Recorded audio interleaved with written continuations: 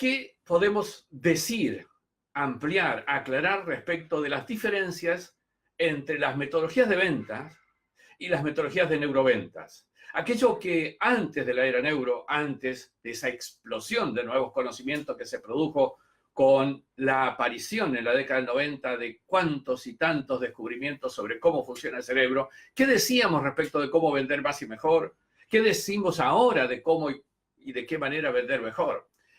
Por cierto, hay un cambio sustancial. El conocer cómo funciona el cerebro ha hecho que aquella metodología, aquello que decíamos del push de ventas, de cómo presionar al comprador para que compre, incluso muchas veces con la mera verborragia del vendedor, empezó a dejar de tener preeminencia cuando empezamos a darnos cuenta que ocurren varias cosas en el cerebro del comprador, en la interacción con los vendedores o en la interacción con un local comercial o en la interacción con la publicidad, etc. Para mí, una de las diferencias sustanciales, y esto lo vamos a charlar con todos y vamos a ir a las preguntas, a las dudas que tengan, pero la diferencia sustancial es que en realidad, hasta antes de la era neuro, había un producto terminado que un vendedor tenía que lograr que el comprador lo compre. Esto significa, era una división entre lo que el vendedor tenía como capacidades y como producto a vender y lo que el comprador pretendía y quería. Y a veces era convencido y a veces no tanto. Muchas veces incluso con algunos problemas. La presión, el push exagerado para que compren, terminaba siendo algo así como una reacción contraria de parte del comprador por haber sido demasiado presionado justamente para la compra. Lo que ocurre en la era de neuroventas es que en realidad descubrimos que todo estímulo derivado de una publicidad, todo estímulo derivado de la acción de un vendedor, todo estímulo derivado de, por ejemplo, la misma presencia del producto en una góndola, en un escaparate, todo estímulo de cualquier tipo y característica provoca en el comprador no solamente la percepción de ese estímulo liso y llanamente, sino que provoca en el comprador una activación de más y más memorias anteriores asociadas a ese estímulo y lo que le provoca. Esto quiere decir que está apareciendo en el comprador algunas historias que ha tenido en relación a la marca, en relación al producto, en relación incluso a los competidores. Y a partir de esto va haciendo algo así como la construcción del producto a partir de lo que activa en su memoria y que se asocia con el motivo que la activa, es decir, la acción del vendedor o la publicidad. Por eso decimos, y en neuroventas esto es importante, que en esta era de la venta neurorelacional, esta moderna metodología que hemos diseñado, es el comprador el que termina a instancias del vendedor de conformar ese producto en su cerebro. Por eso hablamos de construcción cerebral del producto. Y por cierto, eso cambia y de alguna manera en forma sustancial las capacidades que tiene que tener ese vendedor para orientar esa construcción cerebral en el cerebro del comprador para que él tenga en su cerebro ese producto debidamente conformado. La inteligencia de los vendedores hoy día requiere que se hilvane en el cerebro de ese potencial comprador una construcción cerebral del producto asociada, vinculada con el producto que él está pretendiendo vender. Es decir, que se termine de construir eso que tiene en su mano como producto en el cerebro del cliente en términos de que se asuma de parte del cliente como que ese producto debidamente conformado ya lo tiene. Pero lo tiene el comprador y es simplemente el comprador el que está decidiendo comprar. No es el vendedor que está empujando a que lo presione a ese comprador a asociarse en la compra de su producto. Está logrando que el comprador decida comprar. No es el vendedor que vende, en definitiva. Adelante, ¿algún comentario, Pablo, sí, en este sentido? Este tema de generar o de trabajar sobre la memoria y sobre el cerebro del comprador es esencial, es algo que se enseña muy especialmente cuando se trabaja con vendedores. que esto sirve para todos los ámbitos, el ámbito profesional, pero también el ámbito profesional, por ejemplo, al negociar con un compañero de trabajo, o incluso en el ámbito personal. Y responde a un principio esencial que es el de saber escuchar al cliente. ¿Por qué le decimos siempre que el vendedor tiene que saber escuchar? Y la mejor forma de escuchar es permanecer callado y atender a lo que le están diciendo. Porque es una forma de saber lo que tiene el cliente en la mente. ¿Qué es lo que está pensando? ¿Cuáles son sus prejuicios o sus memorias sobre el producto o sobre lo que quiere comprar? Y de esta manera nos permite a nosotros después crear una realidad o crear un producto en la medida de lo que está necesitando, adaptar lo que le estamos ofreciendo a sus necesidades y a sus expectativas. Esto vale tanto para vender un coche como un carro, como para vender una salida entre amigos o un aumento de salario en el trabajo. Trabajando sobre las expectativas del interlocutor nos va a permitir siempre poder hacer un producto a la medida de lo que el otro está esperando. Aquí hay un tema interesante a partir de lo que está diciendo Pablo, que me parece que tenemos que ponerlo sobre la mesa y conversarlo muy ampliamente. A ver, el comprador potencial recibe un estímulo, ¿sí? Y de alguna manera, él levanta de su interioridad memorias asociadas con ese estímulo. Pero hay que entender que no solamente va a levantar memorias asociadas con tu marca y tu producto. En realidad, también pueden aparecer memorias vinculadas al producto de la competencia. Y empieza a haber una comparación entre ambas cosas. Por eso hay que tener cuidado. Los vendedores no solamente tienen que conocer, y muy bien, respecto a su producto, sino también de los productos de la competencia. Aquellos productos que van a ser recordados en sus características, en su percepción, en sus imágenes, a partir de lo que nosotros estipulemos a ese comprador.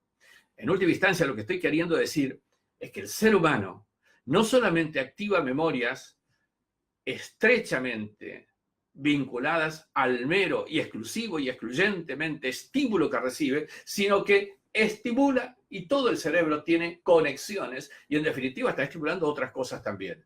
Y por cierto, un elemento que me parece importante, el cerebro humano funciona o decide de una forma muy comparativa, es eminentemente comparativo, necesita comparar para poder tomar una decisión. Por eso es que se ve incluso hasta incentivado la activación de cosas, recuerdos, memorias que le permita comparar esto. Es un tema que me parece bueno que lo tengamos asociado porque algunas formas de escuchar, de entender, de captar lo que quiere el cliente, tenemos que utilizarlas para lograr que ese cliente, estimulación nuestra como vendedores mediante, puedan construir en su propio cerebro algunos elementos adicionales que a nosotros nos interesa que construyan. Me explico desde el punto de vista más práctico. A ver, yo tengo en mi cerebro una especie de construcción derivada del estímulo. Tengo una construcción en la que se asocia con diversos productos, con productos propios, los que yo estoy ofreciendo, con productos de la competencia, etc. Pero además, yo puedo lograr motivar al cliente a pensar en algo más y que sea eso una factura propia. ¿Por qué digo esto? Porque en realidad el comprador construye con lo que tiene. Pero si yo desarrollo comunicación mediante algunos elementos que nos permiten asociar con aspectos vinculados a mi marca y mi producto, voy a lograr que esa construcción cerebral sea más vinculada, más relacionada con mi producto, más vinculada con mi marca. Por eso es que en la inteligencia que aplicamos en el desarrollo de entrenamiento de vendedores, y vamos a hacer un próximo live con justamente esto, entrenamiento comunicacional del vendedor, tenemos que darnos cuenta de que hay que desarrollar comunicacionalmente al vendedor para que pueda no solamente ser verborrágico diciendo, sino también que a partir de lo que escucha sea capaz de elaborar en términos de las preferencias comunicacionales del propio comprador, en esos términos de esas preferencias comunicacionales, construir en el comprador elementos que estén asociados con el producto. Por eso es que es importante saber detectar cuáles son las preferencias comunicacionales del comprador, en definitiva. Ahí hay un ejemplo interesante que se trabaja mucho en pricing y cuando nos entrenamos en ventas, que habla de cómo la gente necesita trabajar en la comparativa, necesita tener opciones. Hay técnicas en ventas que tienen que ver con darle opciones al cliente. No intentar que el cliente vea como única opción nuestra oferta, nuestra propuesta, sino que vea que hay muchas opciones, pero que esta es la mejor. Una problemática que se da típica, que es muy sencilla, es plantearle a las personas una situación de mercado en donde tenemos en un mismo segmento dos marcas. Una marca que vale 100 y una marca que vale 80. Y preguntamos, ¿cómo hacemos para incentivar no solo las ventas de la marca de 100, sino como para incentivar las ventas en general de este segmento? Las típicas respuestas que se daban y se dan también hoy en día es bajemos el precio, hagamos una oferta, subamos el precio de la otra marca.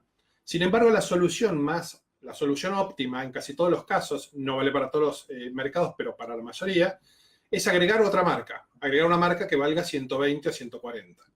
De ese modo, lo que le hacemos a la persona es le presentamos esto como la opción intermedia y sabemos que por el principio de aversión al riesgo que tenemos todos, vamos a tratar siempre de elegir lo que tienda al centro, con lo cual se le presenta a la persona una mejor opción. Antes tenía dos opciones, ahora tiene tres, pero una es la que se destaca, que es la central. Bien, a mí me gustaría redondear estos conceptos de forma muy sintética. Un live es un mensaje muy concreto y muy sintético, pero quiero hacer también una hipersíntesis ahora. ¿Qué hacíamos en la época previa a esta explosión de los conocimientos del cerebro? ¿Cuáles son las técnicas que utilizábamos en las metodologías de venta tradicionales?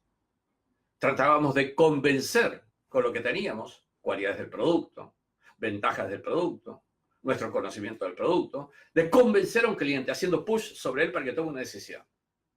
Yo creo que la diferencia sustancial que atisbamos su explicación al comienzo del live es que al conocer cómo funciona el cerebro, y todos debemos conocer cómo funciona el cerebro, y no solamente, como decía Pablo, para vender un producto o para vender un servicio, sino también para una relación personal. Tenemos que vender una relación personal en el sentido lato del término vender, porque en definitiva todos vendemos. Ahí tenemos que empezar a darnos cuenta que conociendo cómo funciona el cerebro, podemos construir en el cerebro de nuestro interlocutor o cliente aquello que queremos que se convenza a nuestro comprador o cliente.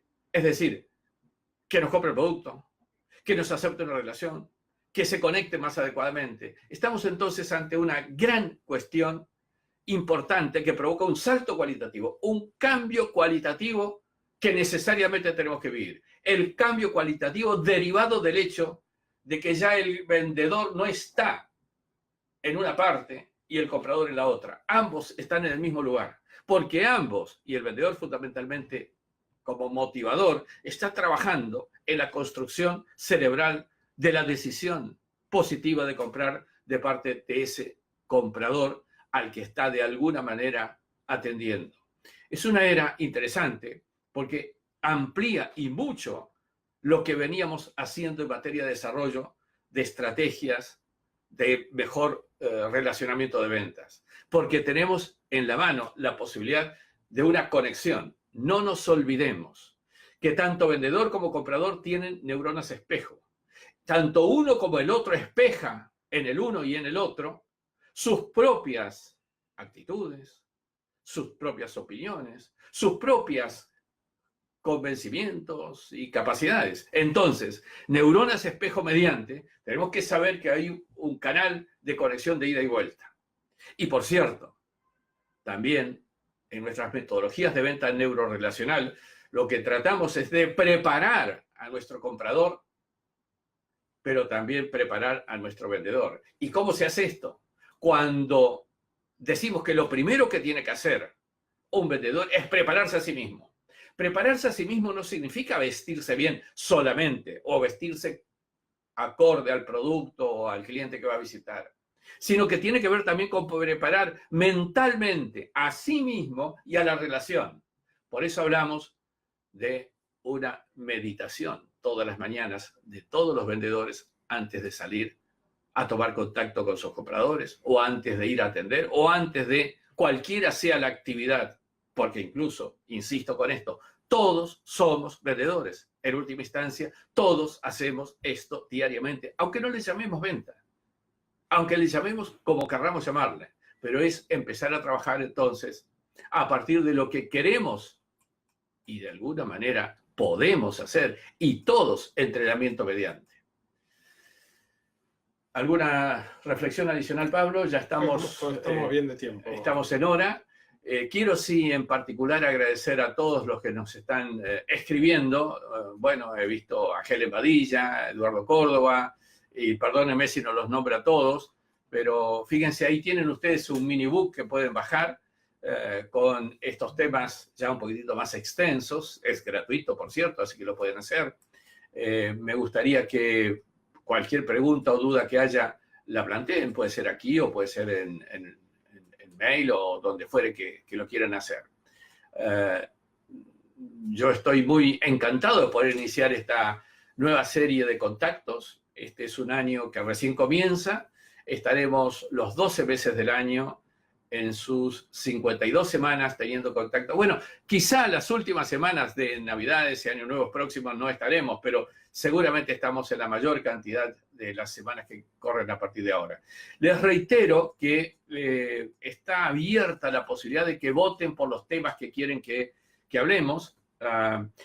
Yo he recibido ya algunas, estamos haciendo algunas temáticas más especialmente vinculadas a la relación de los posgrados que estamos comenzando a dictar en poco tiempo más, a la que los invito a averiguar de qué manera y cómo pueden ustedes inscribirse, pero ciertamente vamos a trabajar los temas priorizando aquellos que son de interés para cada uno de ustedes.